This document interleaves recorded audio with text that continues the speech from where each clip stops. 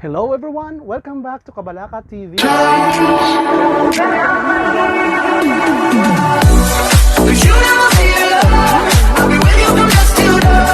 For today's session, we are going to discuss about verbs.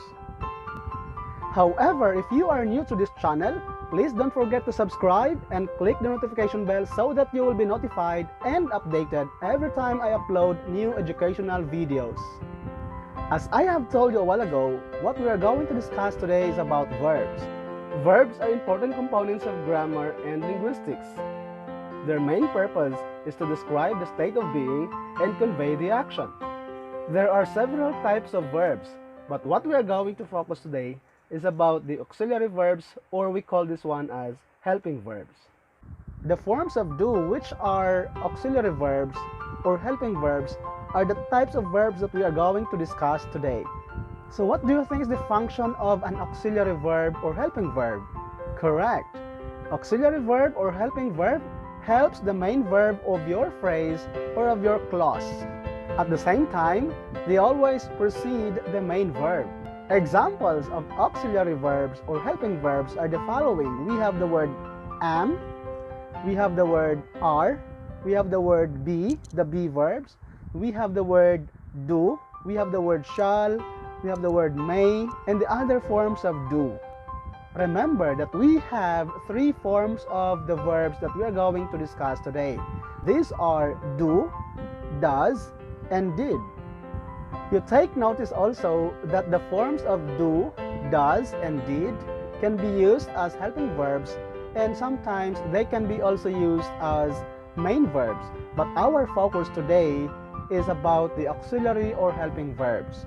So for the main verb, for example, perhaps I could have another video to that. So here we go.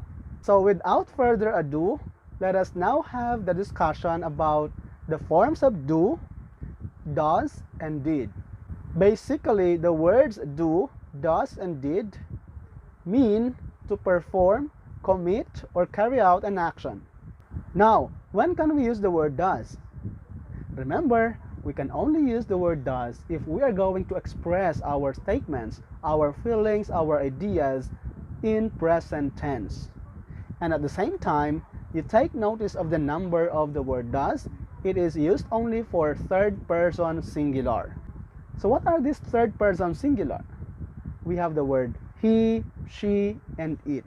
Remember also that you can replace the word she, he, and it with their names. For example, you have the name of a person, Mary, to replace the word she, and you have a name of a person, we're gonna say Carlo, to replace he, to show that you are using a singular third person.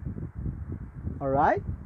So there. Now let's go to our examples. Our first example is, we have here, Mary does need a helping hand.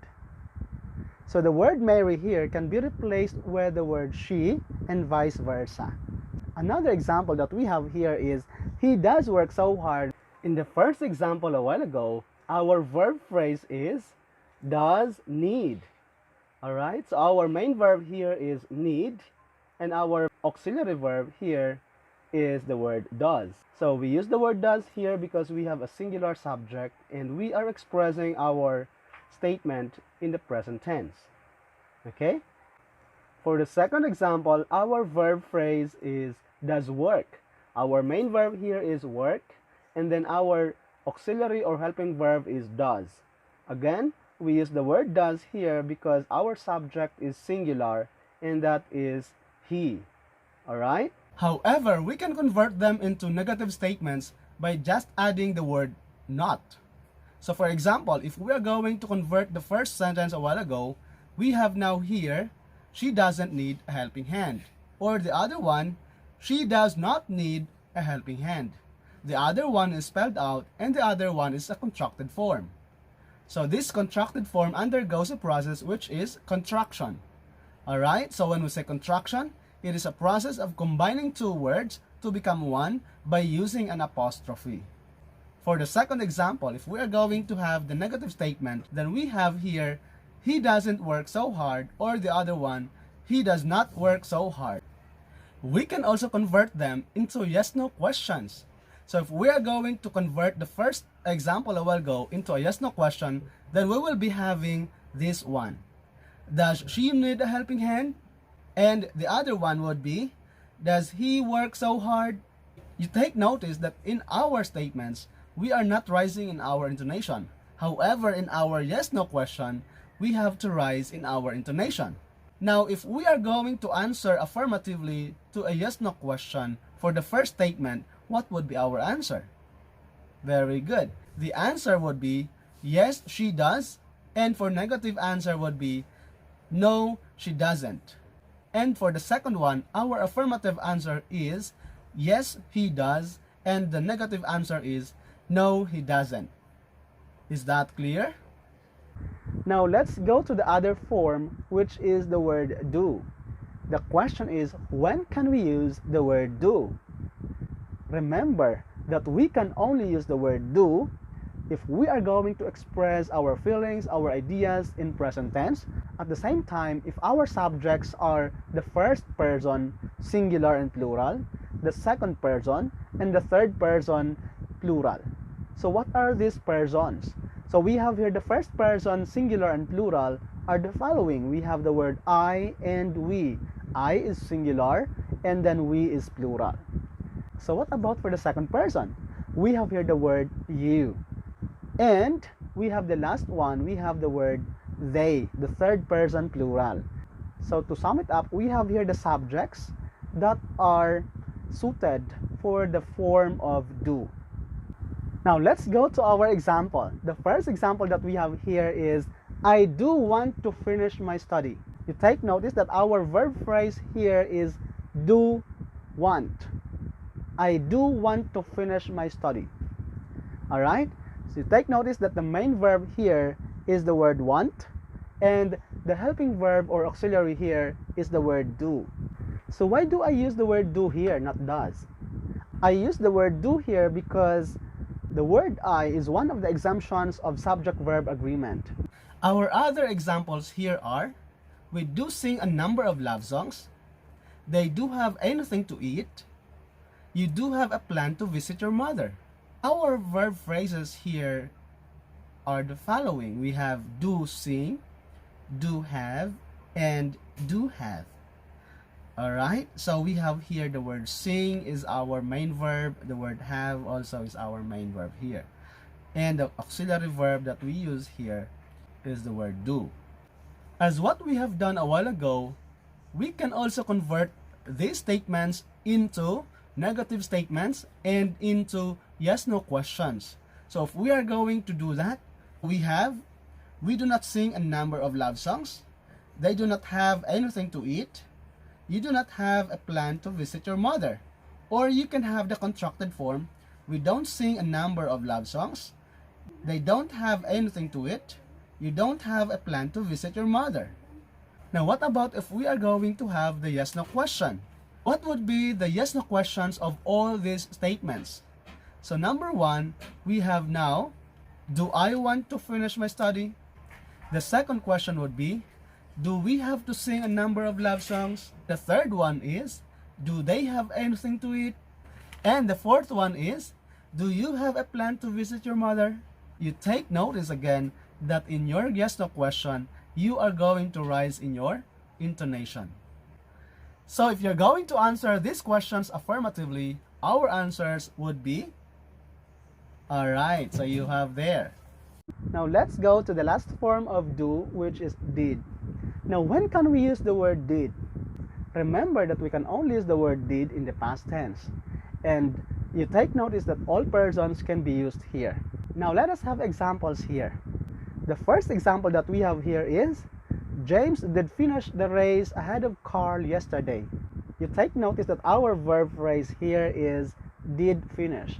Our main verb here is finish, and the auxiliary verb or helping verb here is did. Alright? So we know that it's in the past because we have here time expression yesterday. Alright? The first indicator that this statement is in the past is the word yesterday. The word yesterday is a past time expression. Another one is the word did. We all know that the word did is in the past tense, right? So there. Remember that when you're going to use the word does, do, and did, they are all partnered with the base form of the verb.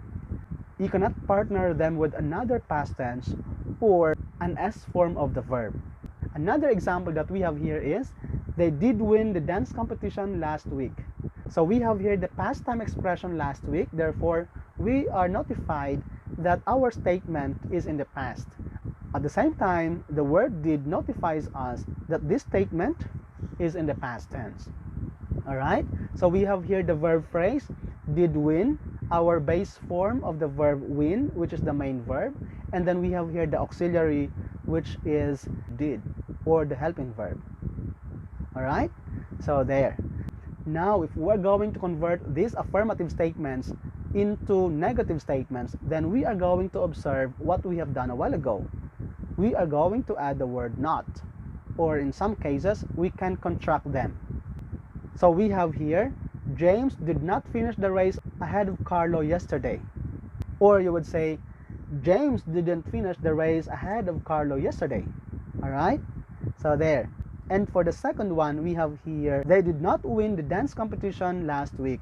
Or if we're going to have the contracted form, then our statement would be, they didn't win the dance competition last week. Now, if we are going to convert them into yes/no questions, then we would be having the following questions. Alright, so for the first one, we have, did James finish the race ahead of Carl yesterday? If you're going to answer that affirmatively, then your answer would be, yes, he did. Now, if you're going to answer that negatively, then you would say, no, he didn't. Alright? And what about for the other one? What would be the yes/no question? The yes/no question for the other one example a while ago is, did they win the competition last week? Now, if you're going to answer affirmatively, your answer is, yes, they did. And if you're going to answer it negatively, then you would say, no, they didn't. Alright, we're done with the discussion of the forms of do, does, and did as auxiliary or helping verbs. I hope you learned something from this discussion. Once again, I am your English language education teacher, Ronelo G. Colyamar. Thank you so much.